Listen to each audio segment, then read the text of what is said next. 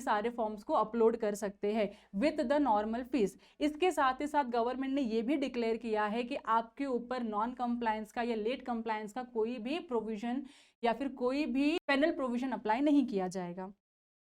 तो इसमें लिखा ही क्या है कि जब जैसे ही बहुत सारे रिप्रेजेंटेशंस मिले थे गवर्नमेंट को, क्योंकि बहुत सारे लोगों को इन सिचुएशंस में 2021 से लेके टिल नाउ बहुत सारे एलएलपीज को बहुत सारे प्रॉब्लम्स फेस करने पड़ रहे हैं, नॉट इवन एलएलपीज इंक्लूडिंग कंपनीज को भी बहुत सारे प्रॉब्लम्स फेस करने पड़ रहे हैं।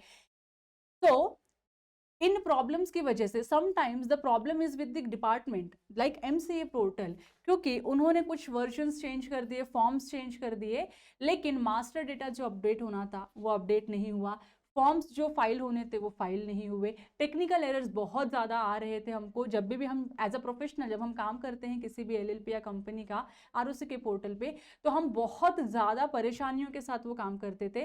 तो इसकी वजह से गवर्नमेंट का एक बहुत ही अच्छा इनिशिएटिव है जहाँ पे गवर्नमेंट ने ये बताया है कि आपने अगर 1 जनवरी 2021 से लेके अभी तक का अगर आपने कोई भी कंप्लायंसेस नहीं किया है, नहीं हो पाया due to any technical reason, आपके पास अभी एक बहुत अच्छा मौका मिला है उस सारे कंप्लायंसेस को कंप्लाई करने के लिए, that too without paying any late fee. तो जितनी भी आपकी नॉर्मल फी है उतनी ही नॉर्मल फीस में आप क्या कर सकते हो, सारे के सारे आपके फॉर्म्स आप फॉर्म फाइल कर सकते हैं। तो आप एज अ प्रोफेशनल आपको पता है कि फॉर्म 3 क्यों भरते हैं। फॉर्म 3 हम भरते हैं या तो इनिशियल अग्रीमेंट अपडेट करने के लिए या तो चेंजेस इन अग्रीमेंट फाइल करने के लिए। फॉर्म 11 होता है हमारा एनुअल रिटर्न भरने के लिए। वैसे ही हमारा फॉर्म 4 होता है चेंजेस इन डिटेल्स और डेजिग्नेशंस ऑफ द पार्टनर्स। अगर ये 3 फॉर्म में से किसी भी फॉर्म को फाइल करने में अगर आपको डिफिकल्टी आई है तो you are free to file these forms now. अच्छा, इनके कुछ डेडलाइंस है जो आपको ध्यान में रखने हैं। तो वो डेडलाइंस क्या है मैं आपको बता देती हूँ। एक बहुत अच्छा एमसीए ने जो इनिशिएटिव लिया which I like the most is STP. इन्होंने फॉर्म 3 एंड फॉर्म 4 को एसटीपी मोड पे शिफ्ट कर दिया है, एक्सेप्ट जहां पे आपका बिजनेस के नेचर में ही चेंज हो रहा है। से फॉर एग्जाम्पल अगर मैं फर्स्ट टाइम किसी एलएलपी का फॉर्म 3 फाइल कर रही हूँ with filing of initial agreement, तो इस सिचुएशन में पहले के समय हमको बहुत ज़्यादा वेट करना पड़ता था फॉर्म 3 एंड फॉर्म 4 का अप्रूवल आने के लिए। तो वो एक जो वेटिंग पीरियड हुआ करता था अब वो निकल जाएगा, क्योंकि फॉर्म 3 एंड फॉर्म 4 दोनों ही क्या जो हो चुके हैं, एसटीपी बेस्ड पे हो चुके हैं। लेकिन अगर आपके एलएलपी का नेचर ऑफ बिजनेस चेंज हो चुका है, आपके बिजनेस ऑब्जेक्टिव्स चेंज हो चुके हैं, तो वो नॉन एसटीपी बेस्ड में ही रहेगा। अदरवाइज कोई भी चेंजेस होगा, पार्टनर्स का आना जाना, कैपिटल कंट्रीब्यूशन चेंज होना या फॉर एनी अदर रीजन अगर आपने अपने अग्रीमेंट को चेंज किया है तो आपका जो फॉर्म है वो एसटीपी के मोड में ही अप्रूव हो जाएगा। दैट मीन्स जैसे आप फाइलिंग करेंगे वैसे ही फॉर्म आपके अप्रूव हो जाएंगे।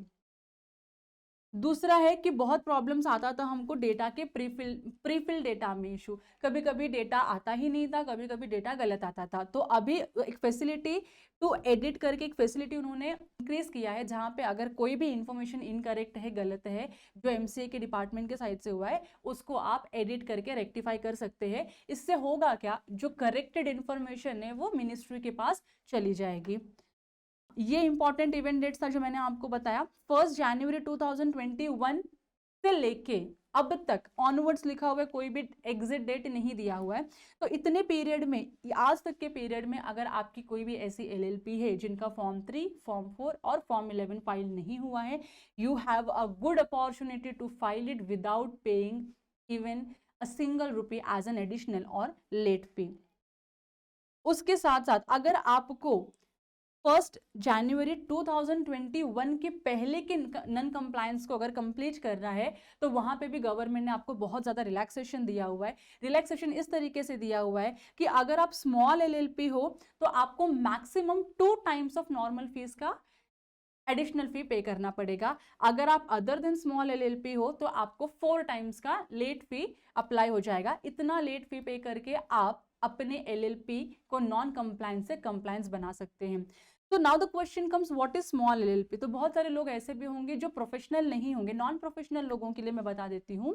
स्मॉल एलएलपी का मतलब होता है ऐसी एलएलपी जिनका capital contribution up to 25 lakh rupees है, या तो जिनका turnover up to 40 lakh rupees है। अगर आपका कैपिटल 25 लाख है और आपका टर्नओवर 40 लाख है तो हम आपको बोलेंगे आप स्मॉल एलएलपी हो। जैसे ही आप स्मॉल एलएलपी की कैटेगरी में कैटेगराइज्ड हो जाते हो, अगर आपको 1 जनवरी 2021 के पहले के कंप्लायंसेस करने हैं, उसके पहले कोई कंप्लायंस करने हैं, तो आपको जो लेट फी एप्लीकेबल होगा, अगर आप स्मॉल कंपनी हो तो मैक्सिमम 2 टाइम्स पे करना होगा, और अगर आप अदर देन स्मॉल एलएलपी हो तो आपको 4 टाइम्स का लेट फी अप्लाई हो जाएगा। And same goes with form 11 and form 3 and form 4। तो सारे ही फॉर्म्स के लिए ये क्लॉज एप्लीकेबल है। इसके साथ ही साथ ये फॉर्म्स चालू कब से होंगे भरना, तो मिनिस्ट्री ऑफ कॉर्पोरेट अफेयर्स ने 1 सितंबर 2023 से ये स्कीम को अनाउंस किया है, लॉन्च कर दिया है। तो 1 सितंबर 2023 से स्कीम एप्लीकेबल हो जाएगा एंड ये कंटिन्यू रहेगा कब तक, 30 नवंबर 2023 तक। मतलब आपके पास पूरे 3 महीने मिलते हैं आपको, सितंबर, अक्टूबर एंड नवंबर, पूरे 3 महीने आपके पास मिलते हैं। आप हर एक एलएलपी जो आपके पास है, जिनका कंप्लायंसेस नहीं हो चुका है इवन बिफोर 1 जनवरी 2021 और इवन आफ्टर 1 जनवरी 2021, आप with paying minimum late fees and with no late fees आप सारे कंप्लायंसेस को कंप्लाई कर सकते हैं। इसके साथ ही इन्होंने जो सबसे अच्छा डिक्लेरेशन दिया है वो ये है कि जो भी एलएलपी ये स्कीम को अवेल करेंगी उनके ऊपर कोई भी एक्शन डिले फाइलिंग का नहीं लिया जाएगा। तो बहुत बार ऐसा होता है कि आपने हमको एग्जिम्पशन तो दे दिया लेट फी पे करने से, लेकिन आपके ऊपर, क्योंकि आपने फॉर्म को डीले फाइल किया है, तो आपके ऊपर एक्शंस लिए जा सकते हैं। पर ये बहुत ही क्लियरली स्पेसिफाई कर दिया गया है इस सर्कुलर में कि अगर आपकी एलएलपी ने इस स्कीम का बेनिफिट लिया है और स्कीम के अंदर कुछ फॉर्म्स फाइल किए हैं बैकडेटेड, तो उस सिचुएशन में आपके ऊपर कोई भी लेट फाइलिंग का एक्शंस नहीं लिया जाएगा। तो this was a very very very good scheme for the LLPs. Now we as a professional are waiting for the companies also, क्योंकि कंपनीज ने भी बहुत सारे अप्स एंड डाउन्स देखे हैं LLP के MCA के पोर्टल्स के। तो वी होप कि government and ministry comes up with the scheme where they are providing relaxation to the companies as well. Thank you.